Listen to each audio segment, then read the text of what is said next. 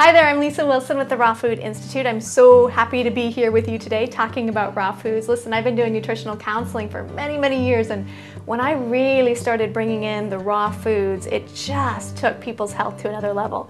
And some people might be watching this and wondering, well, what are raw foods? Because it's so much more than celery and carrots these days. Raw foods means raw vegetables, raw fruits, sprouts. This is the living foods, the living enzymes, herbs, seeds, nuts, your root vegetables like ginger, celery, garlic.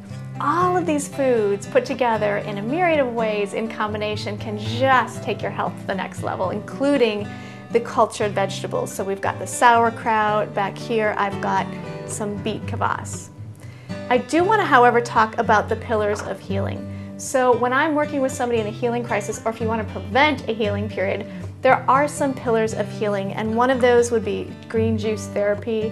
Seriously, when I teach green juice therapy, there are lines around the block of people lined up to take this class because it is so important. It is so medicinal and healing for the body. Sprouts, again, the living foods, and cultured vegetables. Those are some of the pillars of healing. I want to move on and talk about the levels of raw, because you might have heard somebody say, I'm a raw foodist, and there are some things that you can do wrong. You can eat too many of the sweeter things. Yes, they're considered raw, perhaps a raw honey, even a raw agave nectar. And there's nothing wrong with that, frankly, for somebody who's not in a healing period or for children. You know, my first rule of thumb is eat food without a barcode. So you're really taking those cookies and those bars, mixing it with seeds, the sprouted seeds, nuts, so a much healthier treat, but still considered recreational raw.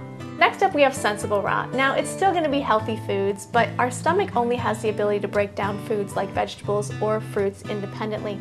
So when we start pairing them together in salads, maybe they haven't been paired ideally, but it's still a sensible meal. So you might have a salad or a juice or a smoothie that has been improperly combined. Still, it's sensible raw, but not optimal. Then we move up to the next level of raw, which is superior raw. And these are going to be your dark leafy green vegetables, the most missing ingredient in the diet on the planet. So your kale, your collards, your Swiss chard, your bok choy, all of those really healthy greens. Then we move up to the top, which is medicinal raw. Now up in medicinal raw, we've got our grasses like wheatgrass and barley grass, our sprouts are there, and all of the superfoods. Now superfoods are going to be foods that are high on the ORAC scale. Well, what's the ORAC scale? The ORAC scale is a measure of antioxidants because, frankly, counting calories, not all calories are created equal. But we can now measure antioxidants. So these are going to be the foods super high in antioxidants. Also up in medicinal raw will be your sea vegetables like your dulse, your nori, your kelp.